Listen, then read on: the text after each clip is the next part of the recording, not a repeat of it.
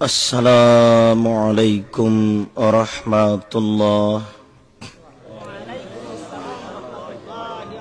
আলহামদুলিল্লাহি ওয়াহদাহ ওয়াসসালাতু ওয়াসসালামু আলা মান লা নাবিয়্যা বা'দাহ। আউযু বিল্লাহি মিনাশ শাইতানির রাজীম। ফাসাল্লি লিরাব্বিক। عن بريدة رضي الله تعالى عنه قال قال رسول الله صلى الله عليه وسلم بين العبد وبين الكفر ترك الصلاة رواه أبو داود بسند صحيح। উপস্থিত বৈঠকের দিনী মুসলিম ভাই, প্রশংসা আল্লাহর জন্য, শান্তি অবতীর্ণ হোক আল্লাহর রাসূলের উপর সাল্লাল্লাহু আলাইহি ওয়াসাল্লাম। আজকের দিনী বৈঠকে বক্তব্যের বিষয় সলাত, নামাজ। সলাত সম্পর্কে এক গুরুত্বপূর্ণ তথ্যবহুল সংক্ষিপ্ত বিবরণের চেষ্টা করব ইনশাআল্লাহুল আজিজ। উল্লিখিত বিষয়ের উপরে আলোচনা করতে গিয়ে প্রারম্ভের আলোচনা হবে সলাত আদায় করতেই হবে। তারপরের আলোচনা হবে যারা সলাত আদায় করে না তারা কেমন। তারপরের আলোচনা হবে যারা সলাত আদায় করে কিন্তু রাসূলের পদ্ধতিতে করে না তারা কেমন। তারপরের সংক্ষিপ্ত আলোচনা হবে কিভাবে সলাত আদায় করতে হবে। উল্লিখিত বিষয়ের উপরে বক্তব্য রাখার পূর্বে আপনাদের সাথে আমার দুটি কথা রয়েছে। তার প্রথম কথা হচ্ছে, দয়া করে আপনারা যে যেখানে আছেন আপনাদের জরুরি প্রয়োজনীয় কাজ ত্যাগ করে, বা আপনারা যারা মহিলা বাড়িতে ঘরে বিভিন্ন জায়গায় ব্যস্ত আছেন, দয়া করে নিজ নিজ কাজ ত্যাগ করে আলোচনা শোনার জন্য জোরালোভাবে প্রস্তুতি গ্রহণ করুন।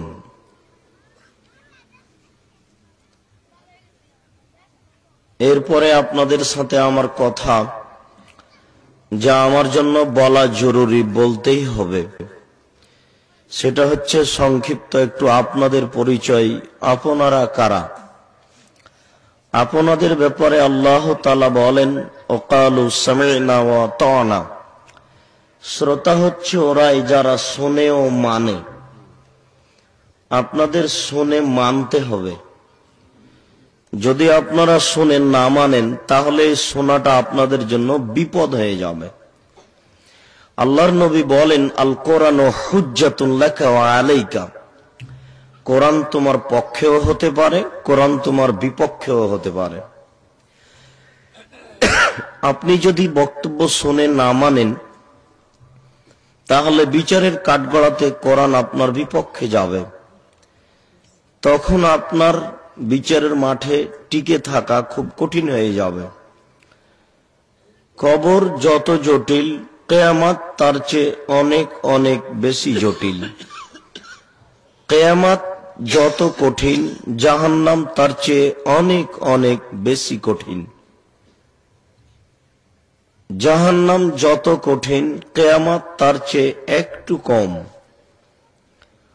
কিয়ামত যত কঠিন, কবর তার চেয়ে একটু কম। মরার পরে মানুষের প্রথম যেটা বড় বিপদ সেটা হচ্ছে কবর। আল্লাহর নবী বলেন, আল কবর আউয়াল মানজিল মিন মানাজিলিল আখির ফাইনাজা মিনহু ফাবাদহু আইসারু মিনহু ওয়া ইল্লাম ইয়ানজু মিনহু ফাবাদহু আশাদ্দু মিনহু। মানুষের মরার পরে সর্বপ্রথম বিপদ হচ্ছে কবর। যদি মানুষ কবরে বেঁচে যায় তাহলে এর পরে যত বিপদ আছে সেগুলি সহজ হয়ে যাবে।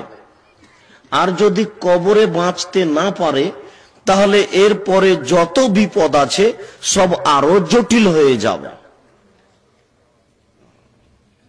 আল্লাহর নবী বলছেন যে মা রাআইতু মানজারান কাত্তু ওয়াল কবরু আফজা মিনহু, আমার জীবনে দেখিনি কোনো দৃশ্য যেটা কবরের চেয়ে আশ্চর্য হতে পারে।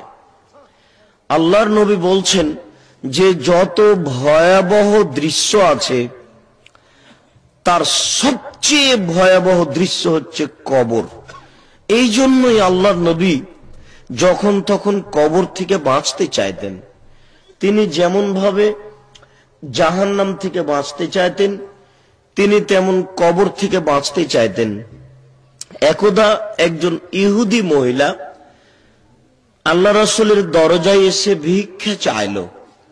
ভিক্ষা চাওয়ার সময় বলল, আয়েশা, তুমি আমাকে কিছু খাওয়ার দাও, আল্লাহ তোমাকে কবরের শাস্তি থেকে রক্ষা করবে। আয়েশা কথাটি শুনে অবাক হয়ে গেলেন। তিনি তাকে ঠেকিয়ে আটকিয়ে রেখে দিলেন এবং বললেন, কবর থেকে আল্লাহ আমাকে রক্ষা করবে কথা তোমার আমি বুঝলাম না। কবরে কি হয়, কবরে শাস্তি হয়, এ কথা আয়েশার জানা ছিল না। তাই ইহুদি মহিলার কথা শুনে তিনি অবাক হয়ে গেলেন এবং তাকে আটকিয়ে রেখে বললেন যে তুমি থাকো এখানে, যেতে পাবা না। রাসূল বাড়িতে আসবেন, আমি বিষয়টি তার সামনে পেশ করব, দেখি তিনি কি বলেন। আল্লাহর নবী বাড়িতে আসতেই আয়েশা বলছেন যে ইহুদি মহিলা কি বলছে তা কি শুনেছেন? আল্লাহর নবী বললেন, সে কি বলে? আয়েশা রাদিয়াল্লাহু তাআলা আনহা বললেন, সে বলে কবরে নাকি শাস্তি হবে। ও আমার কাছে ভিক্ষা চাচ্ছে আর বলছে যে তুমি আমাকে খাবার দাও, আল্লাহ যেন তোমাকে কবর থেকে রক্ষা করে। আমি তো শুনে অবাক হলাম। আল্লাহ রাসূল বলছেন, আয়েশা, ও ঠিক বলেছে। এই বলে আল্লাহ রাসূল দাঁড়িয়ে গেলেন এবং দীর্ঘ সময় ধরে হাত তুলে আল্লাহর দরবারে কবরের শাস্তি থেকে পরিত্রাণ চাইলেন। তিনি বলেন, আমি যখনই আল্লাহর নবীকে সালাত আদায় করতে দেখেছি তখনই দেখেছি যে তিনি সালাতের শেষে কবরের শাস্তি থেকে পরিত্রাণ চাইতেন। কবর কত জটিল, কবর কত কঠিন, এটা আপনাকে আমি এইভাবে বুঝাতে পারবো না। তবে এতটুকু আপনাকে বলতে পারি এইভাবে যে আল্লাহর নবী বলছেন, মানুষ যদি কবরের জিজ্ঞাসার উত্তর দিতে না পারে তাহলে ফেরেশতা তাদের পিটাবে।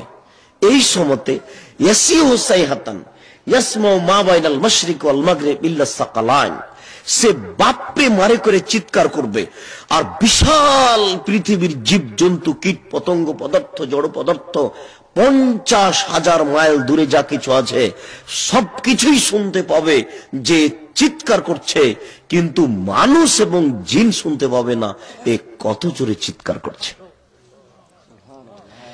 সারা পৃথিবীর সবকিছু শুনতে পাচ্ছে তার চিৎকার। এটা আপনাকে আমি কি দিয়ে বুঝাই যে তার চিৎকার কত জোরে হবে? আমি কি কৌশলে আপনাকে বুঝাতে পারি যে তার চিৎকার কত জোরে এবং শাস্তি কত জোরে? কি দিয়ে বুঝায়? যে মারবে সে চোখে দেখে না, যে মারবে, যে মারে সে কানে শোনে না, কানেও শোনে না, চোখেও দেখে না। কি দিয়ে আপনাকে আমি বুঝাই কবর কত জটিল? কবর যত জটিল কিয়ামত তার চেয়ে অনেক অনেক বেশি জটিল। কিয়ামত যত জটিল, কবর জাহান্নাম তার চেয়ে অনেক অনেক বেশি জটিল। কি দিয়ে বুঝায় আপনাকে জাহান্নাম কত জটিল? এরপরেও মানুষ জাহান্নামকে পরোয়া করে না, এরপর মানুষ কিয়ামতকে পরোয়া করে না। বলছিলাম, আপনি বক্তব্য শুনে মানার চেষ্টা করুন। আমরা অনুরোধ করে বলছি আপনাদের যে প্রমাণ সহকারে বক্তব্য শুনুন। আল্লাহ তাআলা বলছেন, ফাসআলু আহলা যিকরি ইন কুনতুম লা তা'লামুন বিল বায়িনাতি ওয়াজ জুবুর। হে দুনিয়ার অজানা মানুষ, তোমরা জানা মানুষের নিকটে জানো প্রমাণ সহকারে। আপনাদেরকে জানা মানুষের নিকটে বক্তব্য শুনতে হবে আর প্রমাণ সহকারে শুনতে হবে। কেন? এই দেশের মাটিতে প্রায় 3 লক্ষ বানানো হাদিস আছে, মানুষ তৈরি করে রাসূলের নামে চালু করে দিয়েছে। আমরা বলছি কোরআন মাজিদ 30 পারা, শয়তান মমতাজ বেগম বলছে যে কোরআন 90 পারা। তারপর মানে হাদিস তৈরি করেছে 2000 জাল হাদিস। 15ই শাবানে রোজা রাখতে হবে, সারা রাত ইবাদত করতে হবে, এর প্রমাণে হাদিস তৈরি করা আছে 200।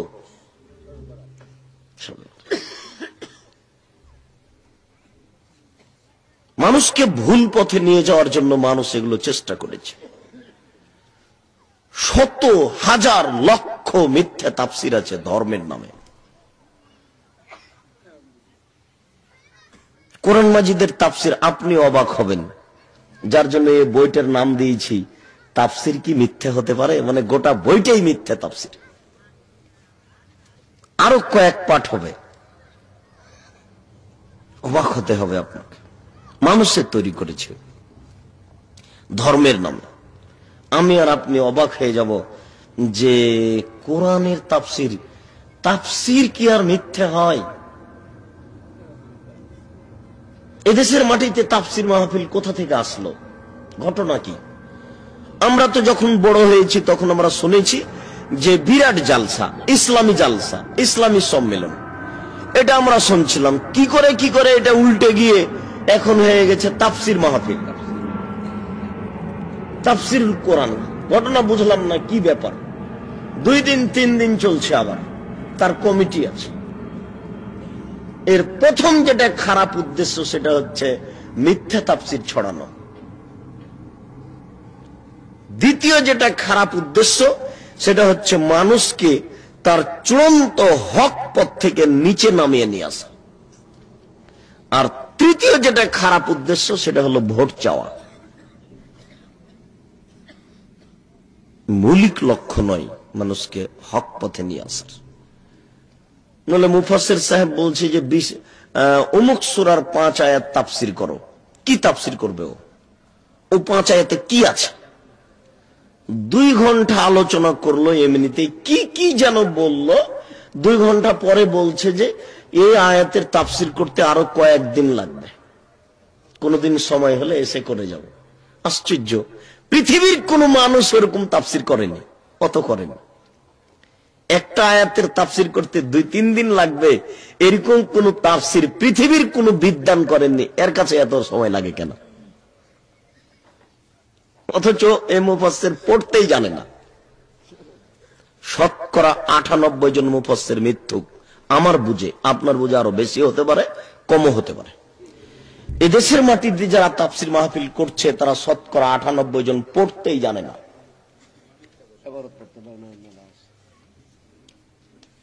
অথচ তাফসির করছে, আমাদেরকে ধোঁকা দিয়ে চলেছে, আমরাও বুঝতে পারি না। এই জন্য আমরা অনুরোধ করছি আপনাদের যে বক্তব্য শুনে আমল করার চেষ্টা করুন, আর জানা মানুষের নিকটে বক্তব্য শুনুন, নিজেও বাঁচেন আর বক্তাদেরকেও বাঁচান। বক্তারা একটা পেশাজীবী হয়ে গেল, যাতে করে আমরা সবাই বিপদে পড়ে গেলাম। বক্তব্য শুনে আমল করার চেষ্টা করুন। আমরা আপনাদের অনুরোধ করেছি যে পিতামাতাকে মেনে চলার চেষ্টা করুন। পিতামাতাকে না মেনে ইবাদত করে জান্নাত পাওয়া যাবে না। পৃথিবীতে সবচেয়ে বড় পাপ 3টি। দেখেন সিরিয়াল, আমি আপনাকে দেখাই। 1 নাম্বার বড় পাপ হচ্ছে আল-ইশরাকু বিল্লাহ, আল্লাহর সাথে শিরক করা। যত শিরক আছে সব 1 নম্বরে আছে। কত শিরক আছে? 2-1টা আংটি, এই অষ্টাধাতুর আংটি হাতে দিলেই এটা একটা শিরক হলো। আজমির শরীফ থেকে, ও আজমির শরীফের পাগল 12 বছর ওখানে থেকে এসে আংটি বানালো, ডাক্তার লন্ডন থেকে এসে ডাক্তারি পাস করে এসে রোগ বুঝতে পারলো না, আর ওই পাগলে একটা আংটি বানালো, তাতে অসুখ ভালো হয়ে যাবে? এ তো চাঁপাইনবাবগঞ্জের ভাষাতে বলা হয় কানাকে হাইকোর্ট দেখানো। আশ্চর্য! এই আংটি ব্যবহার করা শিরক। হাজী সাহেব একটা বালা নিয়ে এসেছে ঘড়ির মতো, তাতে বাত ভালো হয়। ও হাজী সাহেবের ওই বালাটা যদি কেউ কাবা ঘরের ভিতরে ঢুকে দিয়ে থাকে তবুও মুশরিক। বাংলাদেশে দিলে তো মুশরিক হবেই। কাবা ঘরের পাশ থেকে কিনে নিয়েছে, ওখান থেকে কিনে নিয়ে এসেছি, কি আছে, কাবা ঘরে বসে যদি হাতে দিয়ে থাকে তবুও সে মুশরিক। জি, বাতের আংটি, তামার বালা যদি কেউ হাতে দেয়, গলায় যদি তাবিজ ঝুলাই, আল্লাহ রাসূল বলছেন মান তাআল্লাকা তামিমা ফাকাদ আশরাকা। কেউ যদি তাবিজ ঝুলাই তাহলে শিরক করল। কেউ যদি বলে মায়ের কসম, কেউ যদি বলে চোখের কসম, তাহলে শিরক করল। আল্লাহ রাসূল বলছেন মান হালাফা লিগাইরিল্লাহ ফাকাদ আশরাকা। কেউ যদি আল্লাহ ব্যতীত অন্যের নামে কসম করে তাহলে সে শিরক করল। রাসূল সাল্লাল্লাহু আলাইহি সাল্লাম বলছেন মান আতা আরাফান ফাসালাহু ফাসাদদাকা বিমা কালা লাম তুকবাল লাহু সালাতান 40 লাইলা। কেউ যদি গণকের কাছে যায়, গণকের কাছে গিয়ে বলে দেখেন তো আমার টাকাটা কোথায় হারিয়ে গেছে, তাহলে তার 40 দিন নামাজ কবুল হবে না। হাতের রাশি দেখে ভাগ্য পরীক্ষা করলে শিরক হয়, হাত চালিয়ে ভাগ্য পরীক্ষা করলে শিরক হয়, টিয়া পাখির মাধ্যমে ভাগ্য পরীক্ষা করলে শিরক হয়, গণকের কাছে হারিয়ে যাওয়া জিনিস জিজ্ঞাসা করলে শিরক হয়। অসংখ্য শিরক আছে দেশের মাটিতে। ছবি মূর্তিকে মূল্যায়ন করলে শিরক হয়। পিতার ছবি সুন্দর করে সাজিয়ে বাড়িতে ঝুলিয়ে রেখেছেন, এটা শিরক। নেতা নেত্রীর ছবিকে বাড়িতে সুন্দর করে ঝুলিয়ে রেখেছেন, এটা শিরক। কবরের কাছে কিছু চাইলে শিরক হয়, কবরে মাথা নত করলে শিরক হয়, জন্মদিবস পালন করলে শিরক হয়, মৃত্যু দিবস পালন করলে শিরক হয়, 16 ডিসেম্বর পালন করলে শিরক হয়, 21শে ফেব্রুয়ারি পালন করলে শিরক হয়, 26শে মার্চ পালন করলে শিরক হয়, কোন দিবসকে মূল্যায়ন করলে শিরক হয়। আশ্চর্য! বিবাহের দিবস পালন করলে শিরক হয়। মাথায় কি গোবর আছে? বিবাহের দিবস পালন করতে হবে মানে ওটা কি কথা? আশ্চর্য কথা। এগুলো সব শিরক। অসংখ্য শিরক আছে পৃথিবীতে। মহিলারা বাড়িতে বাচ্চা প্রসবকে লক্ষ্য করে যা কিছু করে সব শিরক। একটা মহিলা ফরজ গোসল করেনি, সেজন্য ভাতের পাতিলে হাত দিতে পাবে না। বাবা, এই যে অপবিত্র, যে ভাতের পাতিলে হাত দিয়ে ভাত বের করা যাবে না, এটা শিরক। ফরজ গোসল করেনি এর জন্য ভাত রান্না করতে পাবে না, এটা শিরক। ফরজ গোসল করেনি এর জন্য ঘর বাড়ি ঝাড়ু দিতে পাবে না, এটা শিরক। এগুলো সব শিরক। ফরজ গোসল না করলে কি করতে পারে না? নামাজ পড়তে পারে না, আর কোরআন তেলাওয়াত করতে পারে না। বাকি বাড়িতে যা কাজ আছে সব করতে পারে। পারে না এই কথাটাই শিরক। অসংখ্য শিরক আছে পৃথিবীতে।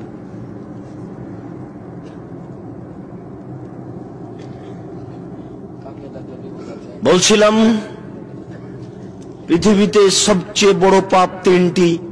তার 1 নম্বর পাপ হচ্ছে শিরক করা, 2 নম্বর পাপ হচ্ছে উকুকুল ওয়ালিদান, পিতামাতার অবাধ্য চলা। অনুরোধ করেছি আপনারা কেউ পিতামাতার অবাধ্য চলিয়েন না, পিতামাতাকে মূল্যায়ন করেন। এটা চিরাচরিত নীতি যে স্ত্রীর কারণেই পিতামাতাকে সম্মান করা যায় না, এ কথা ঠিক। সারা জীবন লালন পালন করে আজকে আমি স্ত্রীর কাছে গিয়ে সম্পূর্ণই তার হয়ে গেলাম, আমার মা আর আমার বাপ মধ্যে থেকে দূরে চলে গেল, এটা পৃথিবীর গতি। এর পরেও আপনাকে প্রাণপণে চেষ্টা করতে হবে কতদূর তাকে মূল্যায়ন করা যায়। পৃথিবীর দ্বিতীয় মহাপাপ হচ্ছে পিতামাতার অবাধ্য চলা। একটু সম্ভবপর চেষ্টা করুন যে কোনো কৌশলে, নইলে স্ত্রীকে এড়িয়ে যেভাবে হয় তাকে মূল্যায়ন করার চেষ্টা করুন। পিতামাতার সেবা দেখবেন। 1 মিনিট আপনাকে দেখাই কেমন। কে বাড়িতে আছে? জি না। কোথায় গেছে? শিকার করতে গেছে। কখন আসবে? সন্ধ্যায় আসবে। কেমন আছো? খুব একটা ভালো নেই। কি খাও? গোশত আর পানি। আচ্ছা ঠিক আছে, আসলে সালাম দিও আর বলিও যে চৌকাঠ পরিবর্তন করতে বলেছে। ইসমাইল আলাইহিস সালাম বাড়িতে আসতে বুঝতে পেরেছেন, মনে হচ্ছে যেন আব্বা এসেছিলেন, কিছু লক্ষণ পাওয়া যাচ্ছে। বাড়িতে ঢুকে বলছেন, কেউ কি এসেছিলেন? হ্যাঁ, একজন বৃদ্ধ মানুষ এসেছিলেন। কি বললেন? বললেন বাড়িতে আছে। আমি বললাম নেই। কোথায় গেছে? শিকার করতে গেছে। কখন আসবে? সন্ধ্যায় আসবে। কেমন আছো? খুব একটা ভালো নেই। কি খাও? গোশত আর পানি। আচ্ছা ঠিক আছে, সন্ধ্যার সময় আসলে সালাম দিও একজন পথিকের, আর বলিও যে চৌকাঠ পরিবর্তন করতে বলেছে। ওহো, তোমাকে যখন বলেছিল যে কেমন আছো, তখন বলতে হতো আলহামদুলিল্লাহ। তোমার এই উত্তরটা ভুল হয়েছে। উনি আমার আব্বা, তোমাকে তালাক দিতে বলে গেছে, তুমি চলে যাও।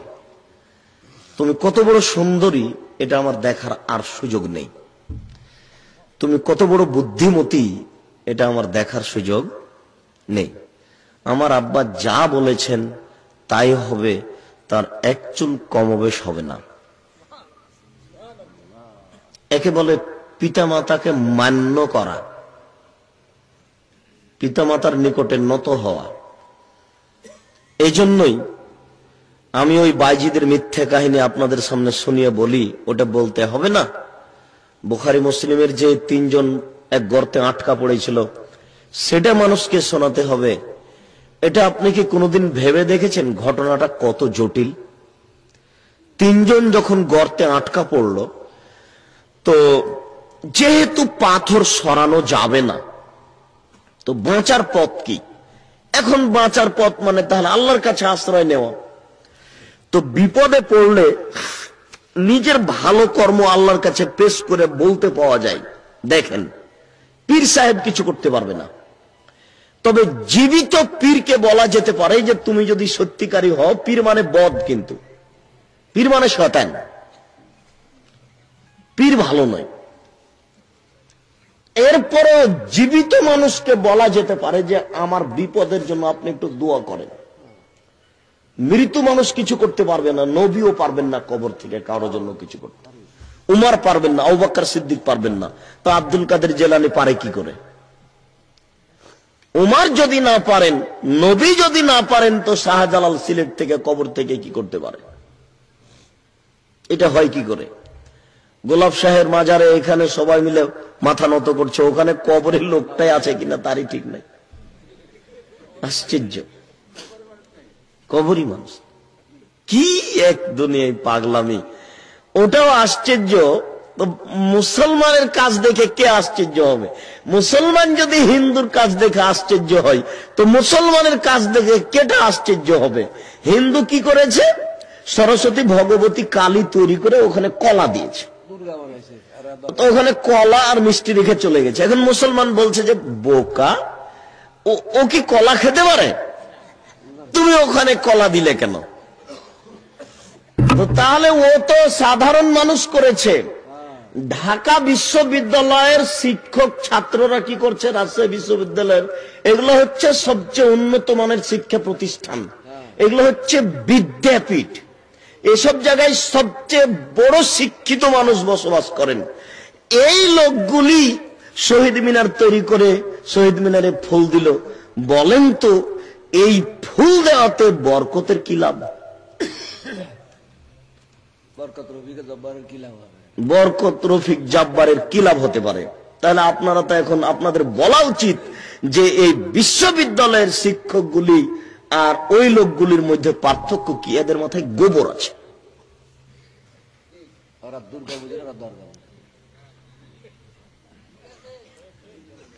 মানুষের কল্যাণ চাইতে হবে কি করে এটাই মানুষ বুঝে না।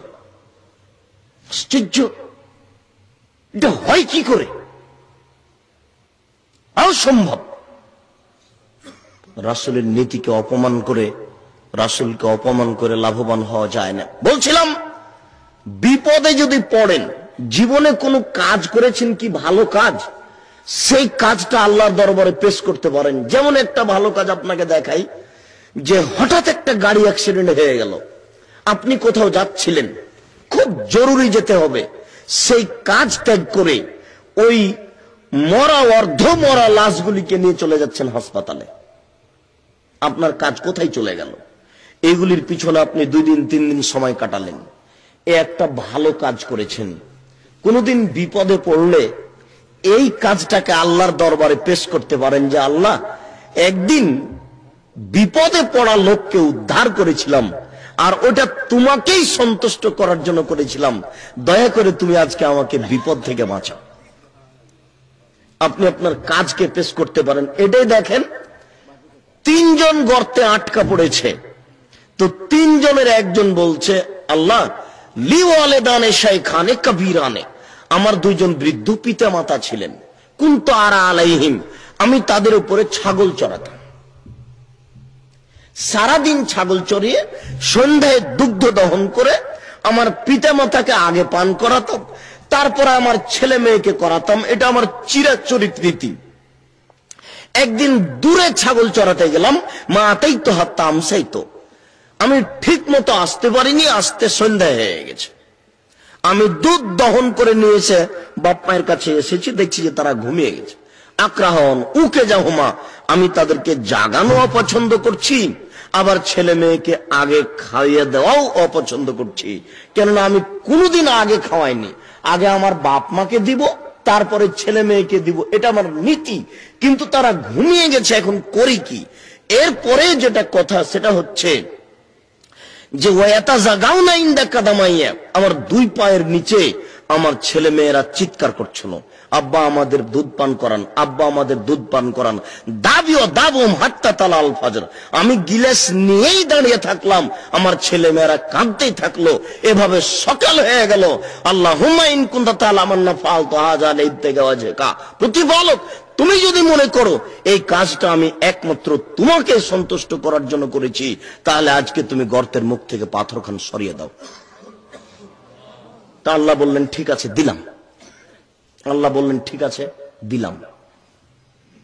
আল্লাহকে তো নিজে এসে সরাতে হবে না, আল্লাহ বলবেন যে পাথরটা তুমি একটু সরে যাও, যাবে। মানুষ কথা শোনে না, কিন্তু পাথর শুনবে। ফেরেশতাকে এসে হটাতে হবে না, পাথর নিজেই শুনবে। কেন? জড় বস্তু আল্লাহর কথা শুনে, এটা জানেন না? বাস্তব আপনাকে একটু দেখাই, বাস্তব সেটা হচ্ছে এই, একটা লোক মরার সময়তে বলেছিল, বেটা শোনো, আমি খুব বড় পাপী, আল্লাহ যদি আমাকে ধরতে পারে তাহলে আমাকে এত শাস্তি দিবে যে পৃথিবীর কোন মানুষকে আল্লাহ তো শাস্তি দেবে না। তাহলে তার ধারণাতে ও নিজে পৃথিবীতে সবচেয়ে বড় পাপী। না, কথাটা বুঝাতে পারলাম না। একটা লোক মরার সময়তে তার ছেলেদের ডেকে বলেছিল, বেটা শোনো, আমি যখন মারা যাব তখন তোমরা আমাকে জ্বালিয়ে অর্ধেক ছাই পানিতে ফেলে দিও আর অর্ধেক ছাই মাটিতে ফেলে দিও। কেন? আমি তোমাদের এটা কেন বলছি? এই জন্য বলছি যে আল্লাহ যদি আমাকে ধরতে পারে, লাইন কাদারাল্লাহু তাআলা আলাইয়া, আল্লাহ যদি আমাকে ধরতে পারেন তো ইউযাবুনি লা ইউযাবু আহাদান ফিল আলাম, তাহলে আল্লাহ আমাকে এত শাস্তি দিবেন যে পৃথিবীর কোন মানুষকে আল্লাহ তো শাস্তি দেবেন না। তাহলে ওই লোকটা নিজেকে সবচেয়ে বড় পাপী মনে করছে। কি বুঝতে পারেন না নাকি? তো তাই করলো। যখন পিতা মারা গেল, ছেলেরা তাকে জ্বালিয়ে ছাই অর্ধেক মাটিতে ফেলে দিল, অর্ধেক পানিতে দিল। এখন আল্লাহ তাআলা বলছেন, এই মাটি ছাইগুলো জমা করে দাও। দিল। পানি, সমুদ্র, ছাইগুলো জমা করে দাও। দিল। এ দেখেন মাটি কথা শুনে, দেখেন পানি সমুদ্র কথা শুনে, বলার সাথে সাথে জমা করে দিল। আদম সন্তান শোনে না। এ তো টিভি বন্ধ করে রাত 3টেই, রাত 2টেই। এ আল্লাহর কথা শুনবে কখন? এ তো ঘুম থেকে উঠে সকাল 8টায়, এ কখন শুনবে আল্লাহর কথা? এখানে কথাটা শেষ করে নি। আল্লাহ তাআলা তাকে আবার মানুষ তৈরি করলেন। মানুষ তৈরি করে বললেন, লেমা ফালতা হাজা, তুমি এটা কেন করলে? এখন লোকটা বলছে, দেখেন লোকটার ভিতরে আল্লাহর ভয় ছিল। আল্লাহর ভয় থাকলে বাঁচা যায়, এটা একটা প্রমাণ।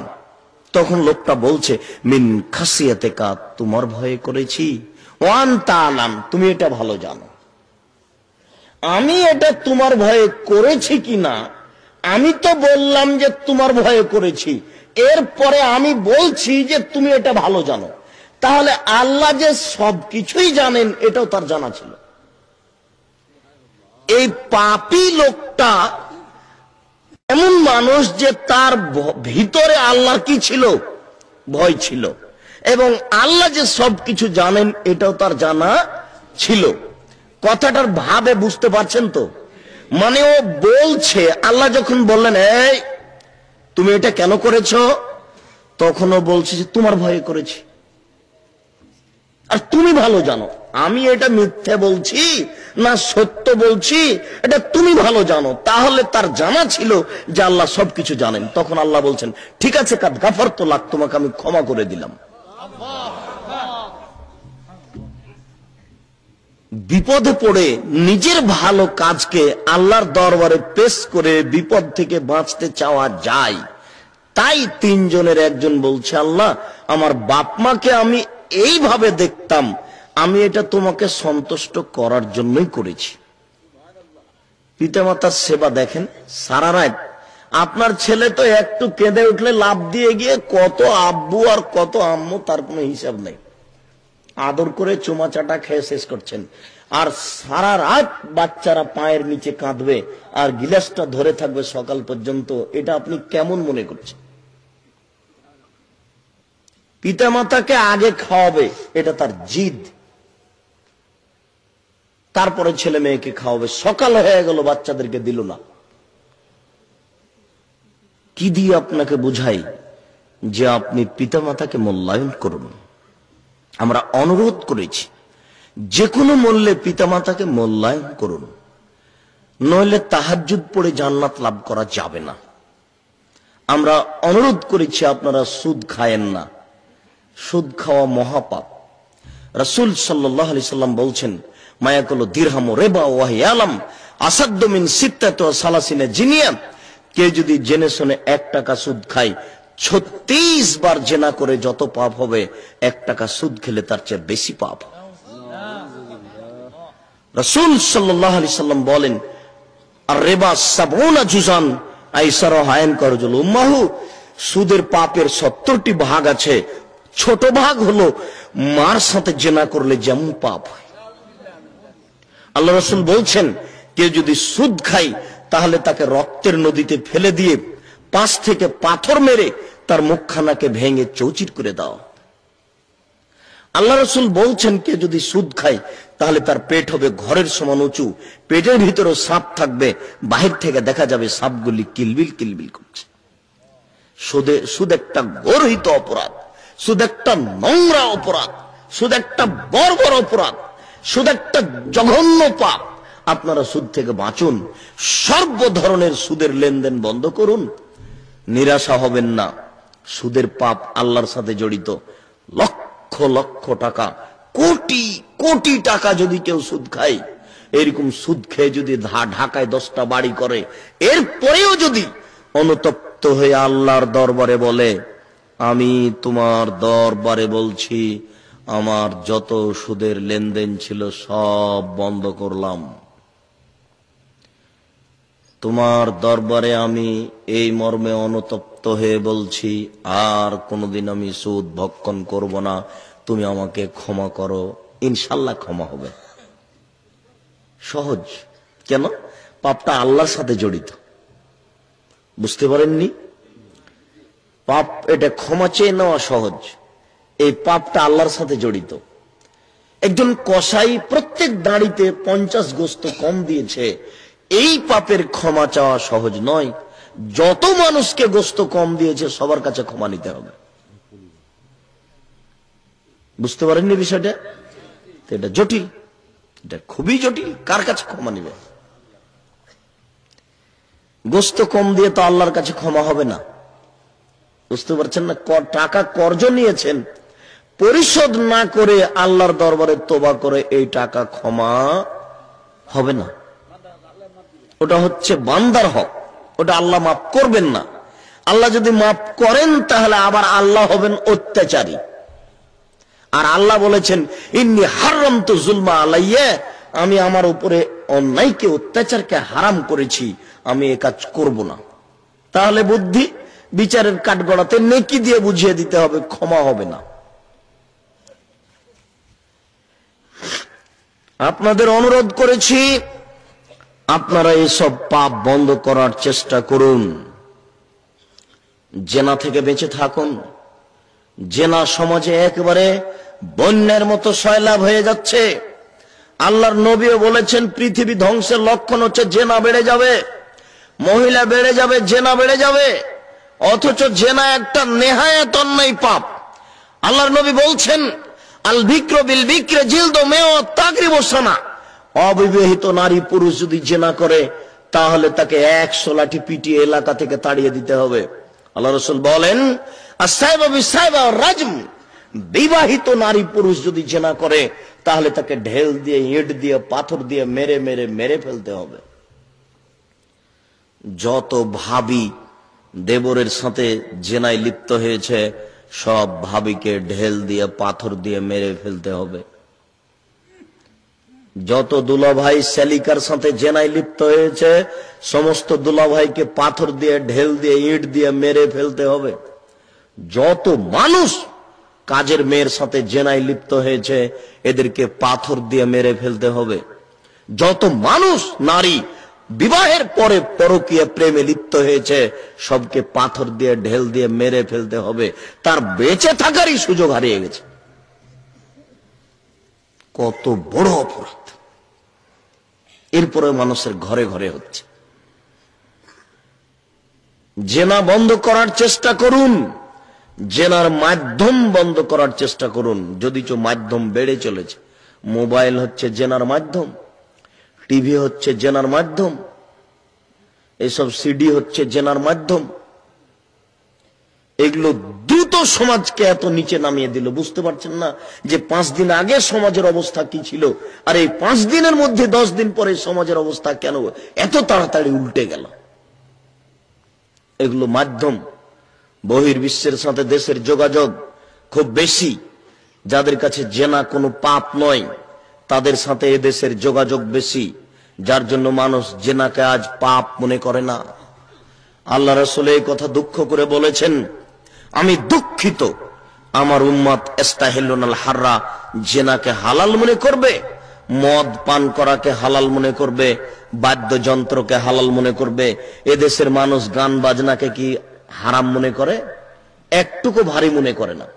এই যে বাদ্যযন্ত্র, রেডিও বাজছে, টিভি চলছে, একটু কি মানুষের কাছে ভারী? তাহাজ্জুদ পড়ে এসে টুপি মাথায় দিয়ে ও টিভির পাশে বসে আছে। তাহলে এটা কোনো ব্যাপারই নয়, মনে হচ্ছে যে এটা তাহাজ্জুদের একটা অংশ। নাউজুবিল্লাহ। মানুষের কাছে পাপ কত সহজ হয়ে গেছে দেখেন, পরোয়া করে না। পরিবার এভাবে রাখিয়েন না। আহল পরিবারের বিষয়ে খুব সতর্ক, সাবধান হন। আপনাকে যখন দেখি তখন খুব ভালো মানুষ মনে হয়, জান্নাত পাওয়া যাবে। তাহাজ্জুদ পড়েন, মাথায় টুপি আছে, 5 ওয়াক্ত সালাত আদায় করেন, রমজান মাসে সিয়াম পালন করেন, মনে হচ্ছে জান্নাত পাওয়া যাবে।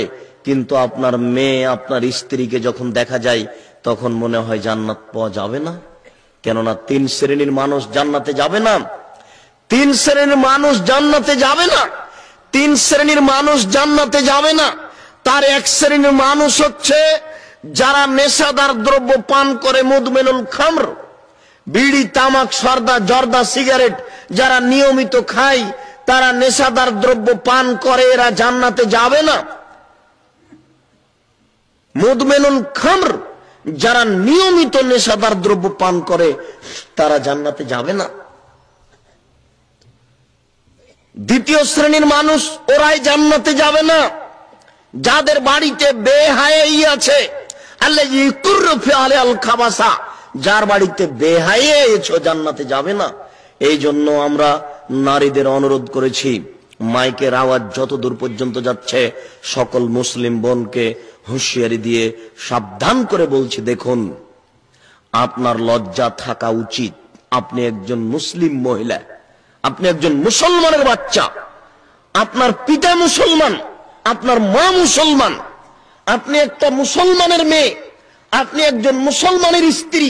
এরপরে আপনি পিঠ দেখিয়ে পেট দেখিয়ে জনগণকে পাপী করেন, আপনি একটু লজ্জা করেন না?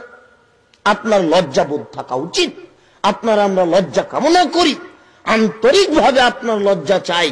আপনার ভিতরে একটু লজ্জা থাকলে আপনি পেট পিট দেখিয়ে, মাথার চুল দেখিয়ে, এইভাবে উলঙ্গ নগ্ন পোশাক পরে শরীরের উঁচু অঙ্গ প্রত্যঙ্গ দেখিয়ে জনগণকে জাহান্নামের দিকে টেনে নিয়ে যেতেন না। আপনি একজন মহিলা, আপনার উচিত এটা যে আমার কারণে জনগণ জাহান্নামে যাবে কেন, এটা আপনার বিবেচনা করা উচিত। আপনি একজন মহিলা মানুষ, তারপর আপনি একজন মুসলিম মহিলা, কেন এটা আপনি করবেন? মোটেই ঠিক নয়। আপনি সাবধান থাকুন, আপনি সতর্ক হন, আপনি বিশ্বাস করুন। 20,000 মানুষ যদি আপনার পেট পিট দেখে থাকে, 20,000 মানুষ যদি আপনার পেট পিট দেখে থাকে, 20,000 মানুষে যত পাপ করেছে আপনি একাই তত পাপ করেছেন। 20,000 মানুষকে এই পাপের জবাব দিতে হবে, আপনাকে একাই এই পাপের জবাব দিতে হবে। শুধু আপনাকে নয়, আপনার স্বামীকে এই পাপের জবাব দিতে হবে, আপনার বাপকে ওই পাপের জবাব দিতে হবে। দুইজনই দায়ী, বাপও দায়ী, স্বামীও দায়ী। তরকারিতে লবণ বেশি হয়ে গেলে আপনার গরম দেখে কে? ভাত জ্বলে গেলে আপনার ঝাঁকুনি দেখে কে? ল্যাংটা হয়ে উলঙ্গ হয়ে বউ বাজারে ঘুরে বেড়েছে, একটু রাগ করতে পারেন না? ওখানে কিছু বলা যায় না? রাত দিন চোখের সামনে দেখছি মেয়ে নগ্ন হয়ে ঘুরে বেড়াচ্ছে, কেন একটু রাগ করা যায় না? এখনই ছেলে যদি একটা কাজ নষ্ট করে, ব্যবসায় যদি ভুল করে, তাহলে খুব রাগ। পরীক্ষায় যদি মেয়ে ফেল করে, তাহলে পিতার চোখের গরম দেখে কে? তুমি এই করো, তুমি সেই করো, তুমি পড়ো না ভালো করে, এটা খুব বলতে পারেন। বাপ হিসেবে একটু বলা যায় না, এই শোনো, তুমি আমার মেয়ে, তুমি আমার বাড়িতে থাকো, তুমি আমার বাড়িতে খাও। তোমাকে যদি আমি কোনোদিন মাথায় কাপড় না দিয়ে রাস্তায় চলতে দেখি, আমি তোমার বাপ বলছি, তোমার পিঠের চামড়া তুলে দেবো। একদিন মুখের একটা বাক্য ব্যবহার করলে এই মেয়ে 12 বছর মাথা থেকে কাপড় নামাবে না। এ কি কোনো সন্ত্রাসী যে বাপের কথা মানবে না?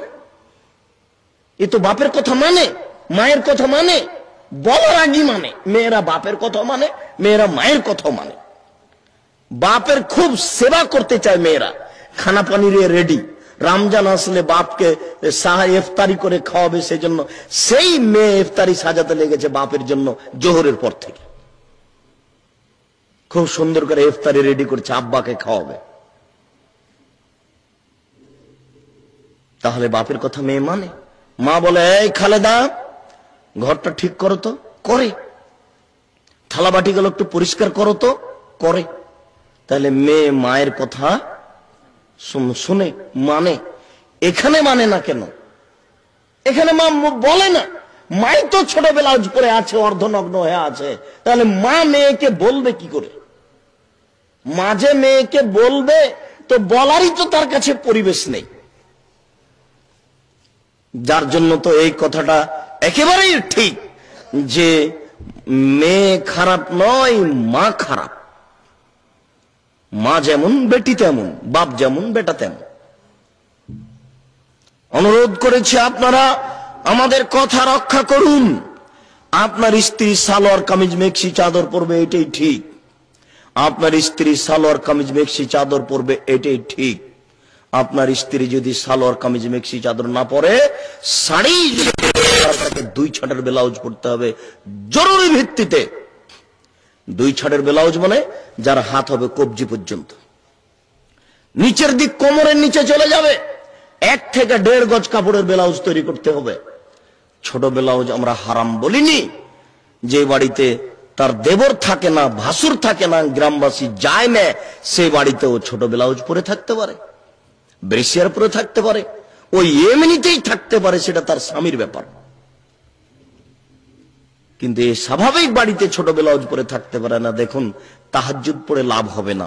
3 শ্রেণীর মানুষ জান্নাতে যাবে না, তার 1 শ্রেণীর মানুষ যার বাড়িতে বেহায়াই আছে। সাবধান থাকুন, আমাদের কথা রক্ষা করুন, আমাদের অনুরোধ রক্ষা করার চেষ্টা করুন। আপনারা আমাদের দ্বীনি ভাই, আমরা যেমন নিজের জন্য জাহান্নাম থেকে বাঁচা চাই, আপনাদের জন্য তেমন জাহান্নাম থেকে বাঁচা চাই। আমরা যেমন নিজের জন্য জান্নাত পাওয়া চাই, আপনাদের জন্য তেমন জান্নাত পাওয়া চাই। এই মাইকের আওয়াজ যত দূর পর্যন্ত যাচ্ছে, সকল মুসলিম বোনকে বিনীত অনুরোধ করে বলছি, আপনারা অযথা জনগণকে পাপী করিয়ে নিজে জাহান্নামে যায়েন না, আর জনগণকে জাহান্নামের দিকে টেনে নিয়ে যায়েন না। আপনাদের ভিতরে একটু লজ্জাবোধ থাকা উচিত। আমরা আন্তরিকভাবে আপনাদের দ্বীনি ভাই হিসেবে অনুরোধ করে বলছি, আপনারা লজ্জাবোধ করুন। আপনারা সালোয়ার কামিজ মেক্সি চাদর পরুন, নইলে শাড়ি পরলে বড় 2 ছাড়ের ব্লাউজ পরার চেষ্টা করুন। অযথা জরুরি প্রয়োজন ছাড়া বাড়ি ত্যাগ করবেন না। জরুরি প্রয়োজন ছাড়া আত্মীয় স্বজনের বাড়ি, খালা ফুফুর বাড়ি যাবেন না। আর আপনাদেরকে আল্লাহর নবী কঠোরভাবে নিষেধ করেছেন, স্ত্রীকে মারিও না, স্ত্রীকে গালি দিও না, স্ত্রীকে নিন্দা করো না, আর নিজের বাড়ি ছাড়া স্ত্রীকে কোথাও যেতে দিও না। বিবাহের পরে বাপের বাড়িতে 7 দিন থাকতে দেবেন না। বিবাহ করেছেন, বাপের বাড়িতে যদি আপনার স্ত্রী যেতে চায়, আপনিও যান। সকালে গিয়ে বিকেলে নিয়ে ঘুরে আসেন, বউকে স্ত্রীকে বাপের বাড়িতে রাখেন না, ভুল হবে। বিবাহের বাড়িতে নিয়ে যায় না, বিবাহের বাড়িতে নিয়ে গেলে তার স্বামীর সংখ্যা বেশি হয়ে যাবে। বিবাহের বাড়িতে স্ত্রীকে পাঠায়েন না, আপনি যান। ভুল করিয়েন না নিজে থেকে। বিবাহ উপলক্ষে যত অনুষ্ঠান করা হচ্ছে সব হারাম, বিবাহ উপলক্ষে যত অনুষ্ঠান করা হচ্ছে সব হারাম। আর এখন কমিউনিকেশন সেন্টারে যেসব বিবাহ, এটা তো আপনারা চোখে দেখছেন, এগুলো কি মুসলমানের বাচ্চা না এগুলো পশু প্রাণীর বাচ্চা? মনে কিছু নিয়েন না, কষ্ট নিয়েন না। আপনি দ্বীনি ভাই, আমি আপনার একটা দ্বীনি ভাই। আমার বোন যদি যাই তো ওটা আপনার বোন, তো ওটা আমারও বোন। আশ্চর্য, ওটা আপনার ভাবি তো ওটা আমারও ভাবি, ওটা একজন মুসলমানের মেয়ে। আমার আপনার একটা ইতস্তবোধ থাকা দরকার ছিল, ওই মহিলাটা তো মুসলমানের মেয়ে, ওর পিতা মুসলমান, ওর দাদা মুসলমান, ওর মা মুসলমান। এরপরে সে এত নিচে নেমে গেছে, এর জন্য আমার কি দুঃখ হয় না? আপনার কি দুঃখ হয় না? সে কত নিচে চলে গেছে। সে নগ্নতাকে একটা ভালো কাজ মনে করছে, সে জেনাকে একটা ভালো কাজ মনে করছে, দুলা ভাইয়ের কোলে বসে থেকে হাসি তামাশাকে একটা ভালো কাজ মনে করছে।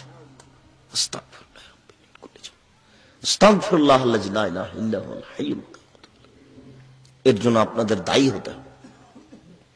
হে উপস্থিত বৈঠকের দিনই মুসলিম ভাই ও বোন, নিজের বিষয়টি সতর্ক হয়ে সাবধান হয়ে সংশোধন করার চেষ্টা করুন।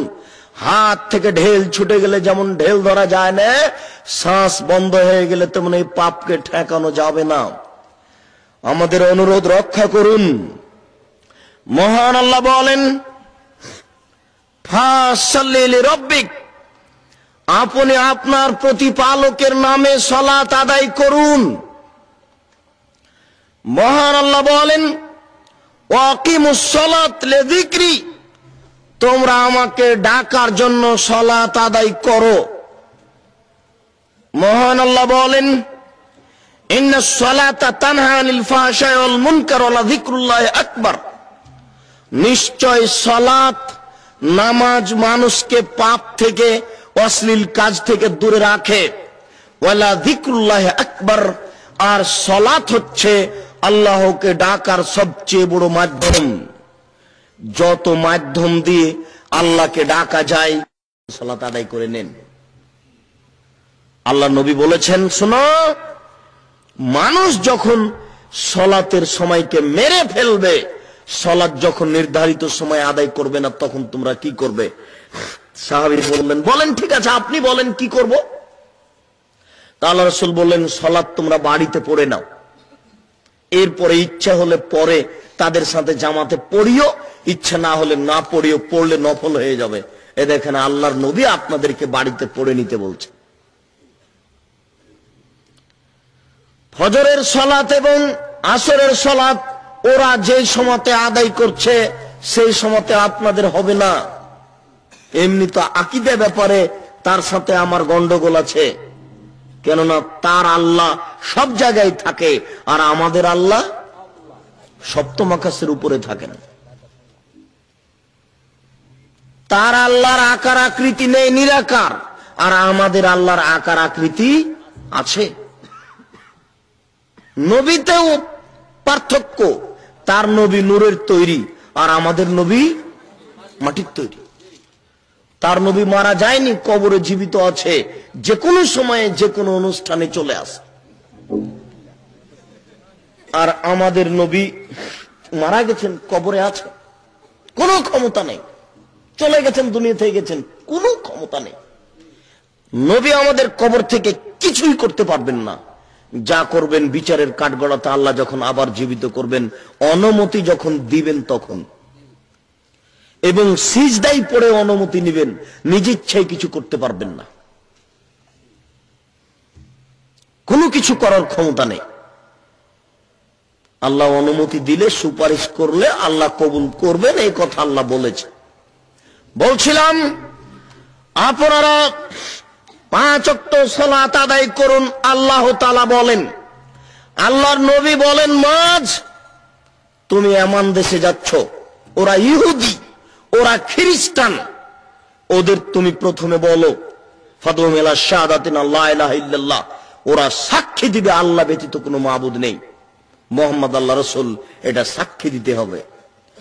এই বাক্য ভারত, বাংলাদেশ, পাকিস্তানের লোকেরা বুঝে না। আমি সাক্ষ্য দিচ্ছি আল্লাহ ব্যতীত কোনো মাবুদ নাই, এই কথা ভারত, বাংলাদেশ, পাকিস্তানের লোকেরা তেমন বুঝে না। সৌদি আরবের লোকেরা বুঝেছিল, মুহাম্মদ সাল্লাল্লাহু আলাইহি সাল্লামের আত্মীয় স্বজন বুঝেছিল। আমি সাক্ষ্য দিচ্ছি আল্লাহ ব্যতীত কোনো মাবুদ নেই, মানে সরস্বতী চলবে না, ভগবতী চলবে না, কালী চলবে না, দুর্গা চলবে না, লাত চলবে না, উজ্জা চলবে না, মানাত চলবে না, কোনো মাবুদ চলবে না, একমাত্র আল্লাহ ছাড়া। আর তাদের বিশ্বাসে মুহাম্মদ সাল্লাল্লাহু আলাইহি সাল্লাম লাথি মেরেছেন, তারা কি সহ্য করতে পারে? তাদের একটা নকল আল্লাহ ছিল, তার নাম ছিল হবল। এই হবল আল্লাহটা কাবা ঘরের এক কোণে ছিল, ওখানে একটা পাতিল ছিল, সেই পাতিলে 3টে খড়ি ছিল। একটা খড়ির গায়ে লেখা ছিল ইফআল, করো, আর একটা খড়ির গায়ে লেখা ছিল লা তাফাল, করো না, আর একটা খড়ির গায়ে ছিল মুহমাল, কিছুই না।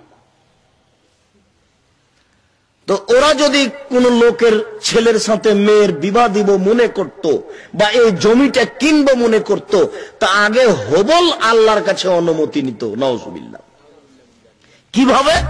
ওই মূর্তির পাশে যে পাত্রটা আছে, ওতে হাত ঢুকিয়ে খড়ি বের করত। ওই খড়িটা যদি বের হয় যাতে লেখা আছে ইফাল, করো, এর মানে হলো যে হবল আল্লাহ বলল যে তুমি বিবাহ দাও। কথাটা বুঝতে পারছেন তো? আর যদি লা তাফাল লেখা খড়িটা বের হয়, তাহলে হবল আল্লাহ বলল যে বিবাহ দিও না। ওইভাবে তারা অনাদি কাল থেকে চলে আসছে, আর আমাদের নবী বলছেন যে একে লাথি মারতে হবে। এটা সম্ভব? তারা কি করে মেনে নিবে? মানুষ আজ মানতে পারে না। আপনাকে আমি অনুরোধ করে বলছি, আপনার বাড়িতে যত ছবি মূর্তি আছে সবকে বাড়িতে গিয়ে লাথি মেরে ভেঙে চৌচুর করে ফেলতে হবে। আপনি পারবেন? সবাই পারবে না। টাকা দিয়ে কিনে নিয়ে এসেছেন মূর্তি, আপনার স্ত্রী মূর্তি নিয়ে এসে শোকেজে সাজিয়েছে। আমাদের কোনো ভালোবাসা নেই। আমাদের বাচ্চারা, আমরা তো ভালোবাসি না, আমাদের বাচ্চারা বইয়ের ওপরে যেটা আছে সেটা তো মুখ নষ্ট করেছে, বইয়ের ভিতরে যেগুলো আছে সেগুলোকে নষ্ট করেছে। বই হাতে নিলে আগে তাদের কলম ওখানে যাবে। ছোট বাচ্চা, 5 বছরের মেয়ে, ও যদি বই হাতে করে তো দেখবে ছবি কোথায় আছে, ওটা গতি। আর ছবিকে ভালোবাসা মনে কিছু নিয়ে না, আপনাকে লক্ষ্য করে বলছি, আপনিও ছবিকে ভালোবাসেন, আপনার স্ত্রীও ভালোবাসেন, দুইজন মিলে ভালোবাসেন বলেই তো বাজার থেকে ছবি মূর্তি কিনে নিয়ে এসে শোকেজে সাজিয়ে রেখেছে। তাহাজ্জুদ পড়ে কি দিয়ে লাভ হবে? আর যে ঘরে ছবি মূর্তি থাকে সে ঘরে ফেরেশতা প্রবেশ করে না, এ তো জানেন। এরপরে ছবি আছে, তা থাকে কেন? মুসলমানের ঘরে তা থাকবে কেন? মুসলমান না, নবী ছবি মূর্তিকে লাথি মেরে ভেঙে চৌচির করেছেন, ইব্রাহিম আলাইহিস সালাম, সবাই তো জানেন। তা করবেন কোন?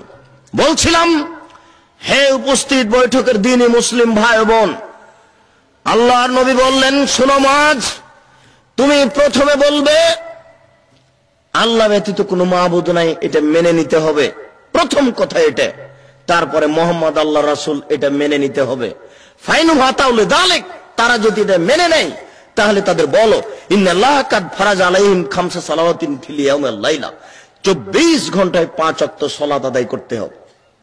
এটা ফরজ, নফল এর সাথে নয়। ফরজ 5 ওয়াক্ত সালাত আদায় করতে হবে যে কোনো মূল্যে। এটা তাদের আদেশ করো।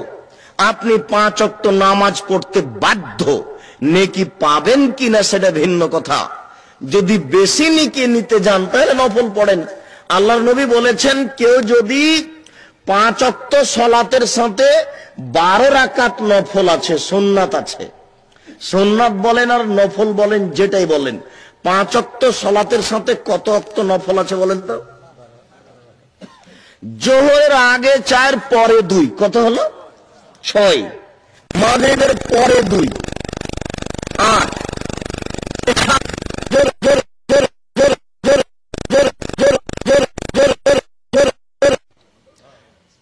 নামাজ পড়তেই হবে। যতক্ষণ পর্যন্ত হুঁশ আছে ততক্ষণ পর্যন্ত নামাজ পড়তে হবে, নামাজ মাপ নেই। নামাজি একটা ইবাদত, যার বদল চলে না। না আপনি তার জানাজা এবং নামাজ যতদিন পড়ছে না তাকে নামাজ পড়ার জন্য অনুরোধ করুন। তবে জুমার দিন নামাজ পড়তে যায়, মাঝে মধ্যে কোনোদিন নামাজ পড়তে গেছে, নিয়মিত নামাজি ছিল না, লোকটা মারা গেছে, তারা জানাজা করবেন না, এটা ঠিক নয়। নাপাক অবস্থায় মসজিদে যাওয়া যাবে কি? জি, নাপাক অবস্থায় মসজিদে যাওয়া যাবে, মসজিদে থাকা যাবে। একাধিক বুখারী মুসলিম বর্ণিত সহিহ হাদিস। আজান কতটুকু দীর্ঘ স্বরে দেওয়া যাবে? যতদূর সম্ভব, যতদূর সম্ভব। তবে একামত দ্রুত দিতে হবে। নতুন বাড়ি দোকান উপলক্ষে দোয়া করার নিয়ম কি? নতুন বাড়ি বা দোকানপাটের দোয়া করার কোনো নিয়ম নেই। শয়তানের ক্ষতি যদি মনে করেন তাহলে শেষের বাকারার শেষের 2 আয়াত নিজে পড়ুন বা অন্যকে পড়তে বলুন, যেন তাতে শয়তান না থাকে। বরকতের জন্য কোন পরহেজগার মানুষকে দিয়ে 2 রাকাত নামাজ পড়াতে পারেন। এসব অনুষ্ঠান যেগুলো মিলাদের নামে চলছে এগুলো হারাম, এতে গুনাহ হবে। শয়তানের ক্ষতি থেকে বাঁচতে হলে সূরা বাকারার শেষ 2 আয়াত পড়তে হবে। বরকত মনে যদি করেন তাহলে নিজে 2 রাকাত নামাজ পড়ুন বা কোনো পরহেজগার মানুষকে ডেকে এনে 2 রাকাত নামাজ পড়ান। দাওয়াত খেয়ে নবী সাল্লাল্লাহু আলাইহি সাল্লাম কিভাবে দোয়া করতেন? দাওয়াত খেয়ে নবী করিম সাল্লাল্লাহু আলাইহি সাল্লাম বলতেন, আল্লাহুম্মা গফির লাহু, বলেন না, দোয়াটা হচ্ছে আল্লাহুম্মা বারিক লাহুম ফিমা রাযাকতাহুম, আর আল্লাহুম্মা গফির লাহুম ওয়ারহামহুম, আল্লাহুম্মা আতিম মান আতামানি ওয়াসকে মান সাকানি। খেতে বসার সুন্নতি কোনো নিয়ম আছে কি?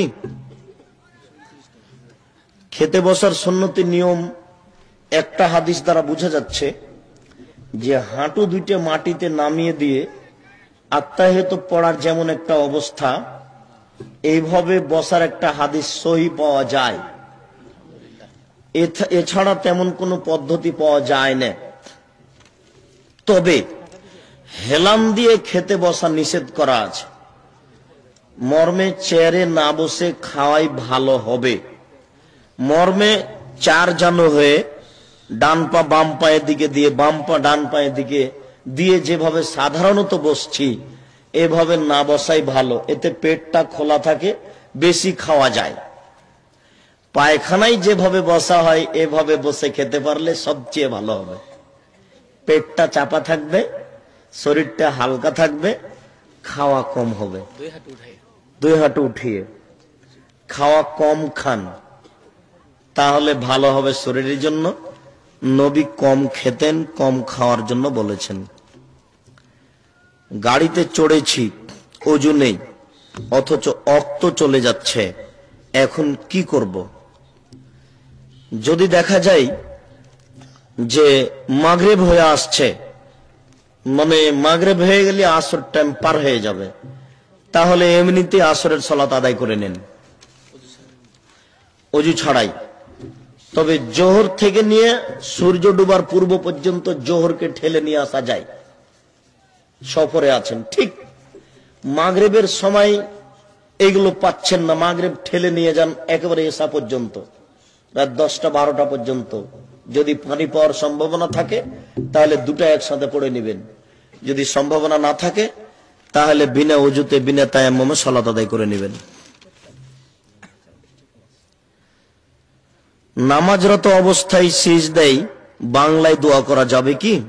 জি না, নামাজরত অবস্থায় বাংলায় দোয়া করা যাবে না। তো নামাজের মধ্যে যে অনেক দোয়া কবুল হয়, তো আমরা তাহলে কি করব? তো আপনি তাহলে সব ছেড়ে দিয়ে সালামের বৈঠকে রব্বানা আতিনা ফিদ দুনিয়া হাসানাতাও ফিল আখিরাতি হাসানাতাও ওয়া কিনা আযাবান্নার এই দোয়াটা পড়েন। এতে আপনার সব উদ্দেশ্য লুকিয়ে আছে। জি, আর যদি ভালো না লাগে তাহলে সালামের পরে কি বলতে চাচ্ছেন বলেন। নামাজের ভিতরে নিজের ভাষা চলবে না। মৃত মানুষ শুনতে পায় কি? জি না, কবর দিয়ে আসার সময়তে মাত্র যারা চলে যাচ্ছে তাদের জুতার আওয়াজ শুনতে পায় যে চলে গেল, তাছাড়া শুনতে পায় না। কি কোর্টে বিবাহ হয় অভিভাবকের অনুমতি ছাড়া, বিবাহ হবে কি? না হলে হুকুম কি? জি, এই বিবাহ বাতিল, চলবে না। যত কোর্টে বিবাহ হচ্ছে এগুলি অবৈধ। যতদিন পর্যন্ত মেয়ের বাপ রাজি না জানিয়েছে, সম্মতি না জানিয়েছে, ততদিন পর্যন্ত জেনা হবে। যত সন্তান হচ্ছে এগুলো অবৈধ সন্তান। আজ হলো বিবাহের 10 বছর 20 বছর পরে হলো মেয়ের বাপকে গিয়ে বলতে হবে দুইজন সাক্ষী নিয়ে যে তোমরা দুইজন সাক্ষী থাকো, আমি এই বিবাহতে সম্মতি জানালাম। সেদিন থেকে এটা বিবাহ হয়ে গেল। কি কথা বোঝা গেল না? নইলে কোনো ঘরে গিয়ে গোপনে গিয়ে মেয়ের বাপ বলবে দুইজন সাক্ষী নিয়ে গিয়ে, এই শোনো জামাই, আমি তোমাদের বিবাহতে সম্মতি জানালাম, এই সাক্ষী দুইজন তোমরা শুনে থাকো। এই কথাটা বাপ বললেই বিবাহ হয়ে গেল। এখন এই কথা বলার পূর্ব পর্যন্ত এটা হবে জেনা। এটাই চূড়ান্ত সিদ্ধান্ত। সারা দুনিয়ার কোর্ট একদিকে হয়ে গেল, ওই বিবাহ অবৈধ হবে। মসজিদের ভিতর সিনারি দ্বারা মসজিদ সজ্জিত করা যাবে কি? জি না, মসজিদের ভিতরে কোনো সিনারি দেওয়া যাবে না। এমনকি যেসব কালেমা লিখা হচ্ছে এগুলো লিখা চলবে না। অন্তত পশ্চিম দেওয়ালে চলবে না। পশ্চিম দেওয়ালে ওইসব আয়না দিয়ে জ্বালানা করা যাবে না, যেটা দাঁড়ালেই মানুষ ওই আয়নাতে ওই কাঁচে গ্লাসে নিজেকে দেখতে পায়। কথাটা বুঝতে পারেননি? এগুলো চলবে না। নিতান্তই যদি কিছু করতে চান তাহলে পূর্ব দেওয়ালে করতে হবে।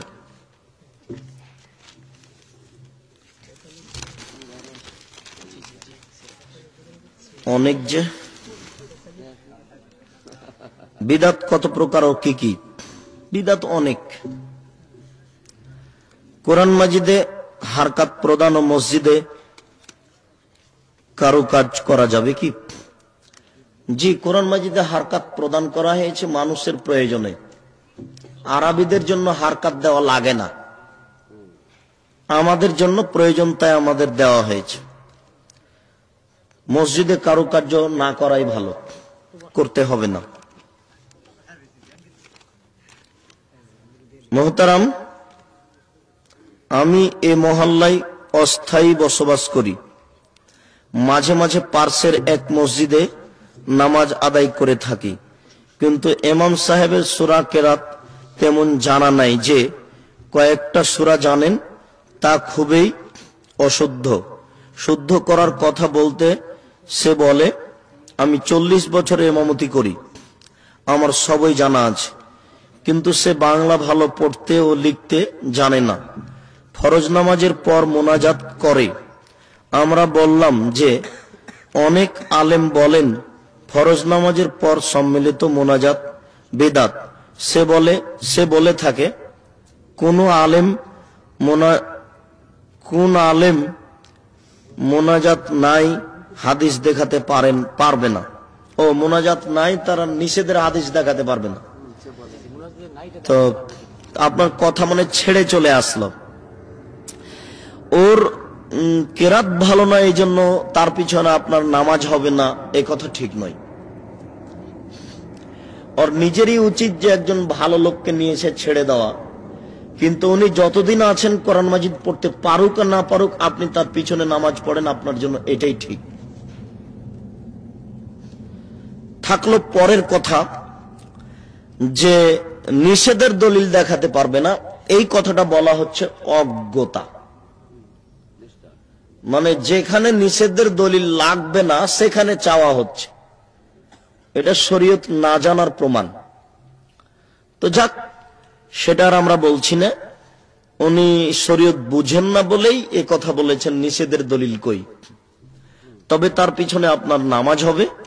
কোরআন মাজিদ ভুল পড়ুক আর ঠিক পড়ুক, সেটা আপনার জিম্মেদারি নয়। একটাও যদি ঠিক না হয় তাহলে আপনার নামাজ হবে, ক্ষতি হলে তার হবে। গ্রামবাসী একজন ভালো কেরাত ওয়ালা মানুষকে ঠিক করুক, এটা ভিন্ন কথা। এছাড়া তারই ইমামতিতে আপনাদের থাকতে হবে। পার্শ্বের হাটে, মেরাদিয়া হাটের দিন একদল লোক ঔষধ বিক্রয় করে থাকে। তাদের মাঝে কিছু মেয়ে নর্তকী বা পতি তাদের মতো আচার আচরণ করে বিভিন্ন গান বাজনা করে লোক জমায়। বেশিরভাগ গানই অশ্লীল ভাবে গেয়ে থাকে। আমার প্রশ্ন, এমন ব্যক্তির নিকট হতে ঔষধ কেনা ও ব্যবহার করা খাওয়া উচিত হবে কি? আপনি এখানে কিনুন, অন্য জায়গাতে গেলে কিনতে পারেন, এখানেও কিনতে পারেন, তবে তার জন্য এই ব্যবসা অবৈধ।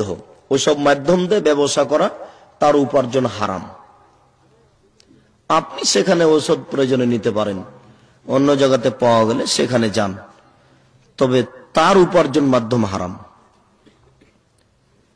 ইমাম সাহেব, মুসলমান মেয়ে উপভোগ করতে পারবে কি? এটা কি আগে থেকে ছুটে গেল নাকি? এই অনুষ্ঠানে মুসলমানরা যেতে পারবে কিনা, কোন ইমানদার মুসলমান ওই অনুষ্ঠানে এইসব গান বাজনা শুনতে পারবে? না না, তা যাবে কেন?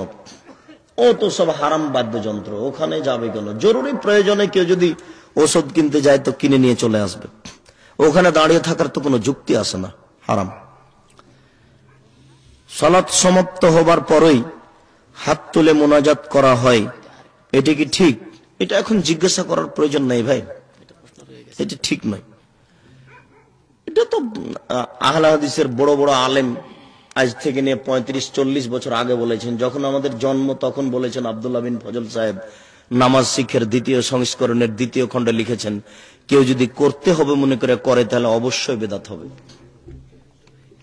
যার জন্য 1992 সালে জামালপুরে এক বিতর্ক বৈঠকে গিয়ে বলেছিলাম, যে আমার উপরে খেপছেন কেন, যান আব্দুল্লাহ বিন ফজল কবরের উপরে 10টা কিল মেরে আসেন, তাহলে রাগটা মিটে।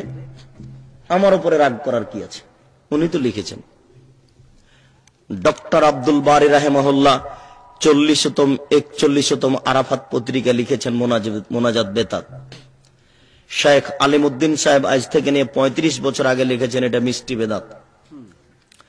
রংপুর কারমাইকেল কলেজের অধ্যক্ষ আব্দুল নূর সালাফি সাহেব জমিয়তের আহলে হাদিসের খুব বড় পণ্ডিত মানুষ, পাঞ্জাব পাকিস্তান থেকে পড়ে এসেছিলেন। রংপুর কারমাইকেল কলেজের অধ্যক্ষ অনুমান আজ থেকে নিয়ে 35 বছর আগে লিখেছেন বিদাত। দুই বাংলার বড় আলেম হাফেজ আইনুল বারী কলিকাতা মেটিয়া বুরুজ, খুব বড় পণ্ডিত মানুষ, অনুমান আজ থেকে নিয়ে 30 বছর আগে লিখেছেন নামাজের পরে হাত তুলে দোয়া করা বিদাত। তাহলে এটা তো নতুন কথা নয়। এদেশে জামিরা নামে কিছু লোক বসবাস করে, জামিরা যাদের মাথার চুল বড়, ওরা আজ থেকে নিয়ে 500 বছর আগে বলেছেন এটা বিদাত। আর হানাফি ভাইরা এটা বলেছেন প্রায় 100 বছর আগে বেদাত। মুফতি ফাইজুল্লাহ হাটহাজারী চিটাগাং।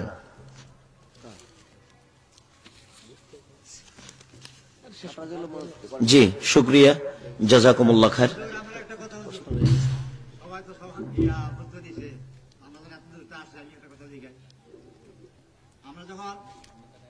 মানুষ যখন মারা যায়, মারা যাওয়ার পরে যখন কখন জানাজা পড়াই, সূরা ফাতিহা পড়ি, তারপরে কুলহুল্লাহ পড়ি, তারপরে দোয়া মাসুরা, তারপরে দুরূদ শরীফ পড়ি।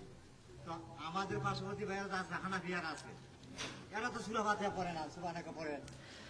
জিজ্ঞাসা করুন যে আমরা যেটা করছি সেটাই ঠিক, তারা এটাকে নামাজি মনে করে না।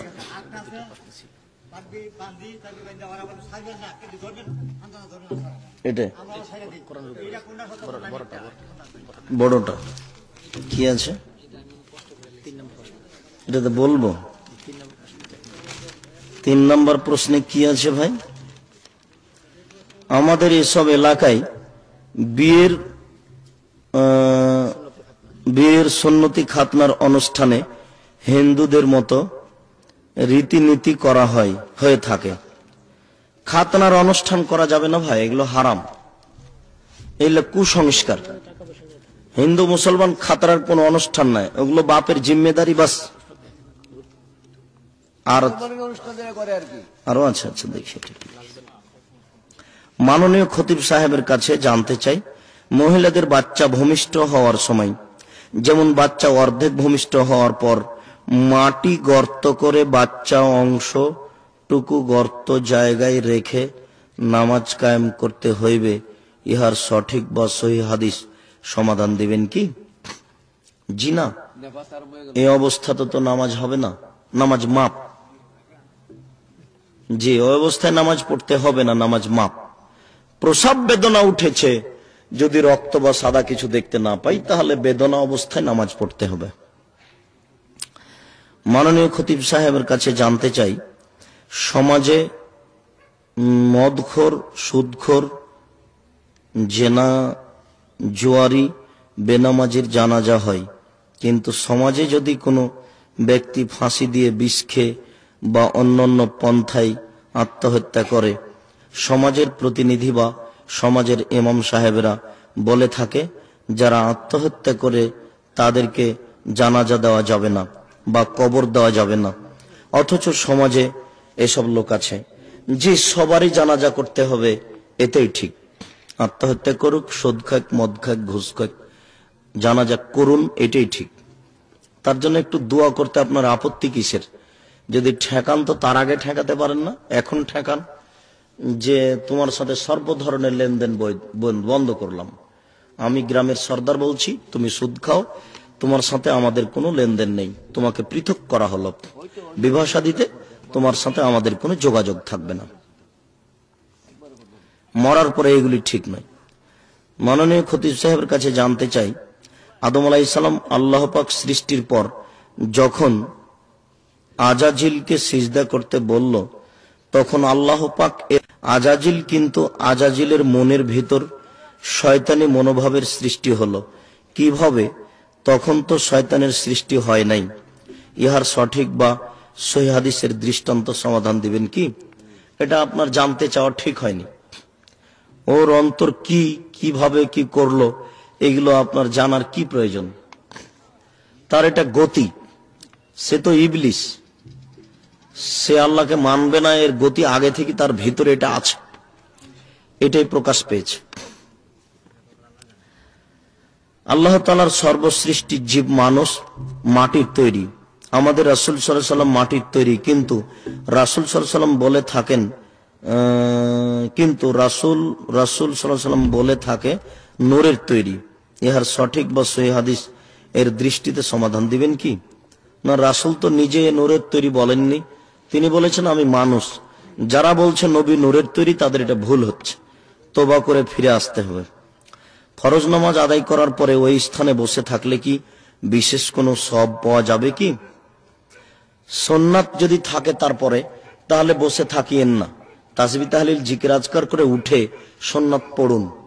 আর যদি সুন্নাত তারপরে না থাকে, তাহলে যতক্ষণ বসে তাসবিহ তাহলিল করবেন ততক্ষণ নেকি হবে নামাজে থাকার মতো। হে রাসূল, বুঝি না তো আমি, এই ধরনের বাক্য বা নাত কোন ইসলামিক মাহফিলে পরিবেশন করা কতটুকু যুক্তি সঙ্গত? হে রাসূল, বুঝি না তো আমি, এটা তো বলা যাবে, গোটা ওই নাতটা দেখলে আমি বুঝতে পারবো এটা ভুল আছে নাকি। হে রাসূল বলা যাবে, অত অসুবিধা। হে রাসূল বলে যে আর পরে কি আছে, তোমার নাম জপি যদি বলে তাহলে তো চলবে না। হে রাসূল তোমার পদ্ধতি অনুপাতে চলতে চায়, এটা আল্লাহকে বলছি। যদি বলে হে রাসূল তোমার পদ্ধতিতে চালার তৌফিক দান করো, তাহলে তো নবী আল্লাহ হয়ে গেলেন। গোটাটুকু হলে বুঝতে পারতাম আর যে ঘটনা কি আছে। তো যা হোক, হে আল্লাহ বলেন তাহলে এটা সহজ হবে। মনে হচ্ছে যে কথার ভিতরে কিছু রহস্য বিরাজ করছে। হে শব্দটা ব্যবহার করা যাবে, ওতে কোনো অসুবিধা নেই। কুল, হে নবী আপনি বলুন, কুল হু আল্লাহু আহাদ আল্লাহুস সামাদ, চলবে জি। সহিহ হাদিসের দৃষ্টিতে জানাজার নামাজের বিবরণ, জি ঠিক আছে, শুকরিয়া, জাযাকুমুল্লাহ খায়ের। অনেক কোরআন নিয়ে কসম করলে শিরক হয়েছে, ক্ষমা চাইতে হবে আল্লাহর কাছে, বলে গেছে আল্লাহ মাফ করো। কি বলছো? মেয়েদের নাক কান ফোরানোর সময় বড় করে অনুষ্ঠান করে লোকজন দাওয়াত দিতে যায়। খাতনা করা যেমন কুসংস্কার, তেমনি মেয়েদের ওই নাক কান ফোড়ানোর সময় তো অনুষ্ঠান কুসংস্কার, পুতুল বিবাহ কুসংস্কার, এগুলো সব হারাম। জি,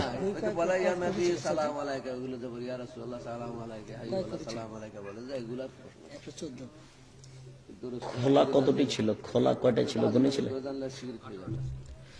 118 কপি বই।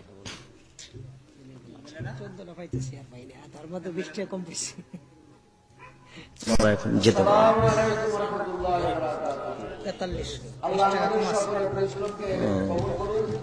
তাহলে কয়টা হারাচ্ছে?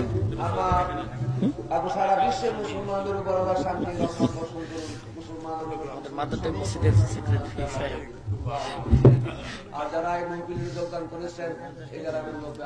আজ কথা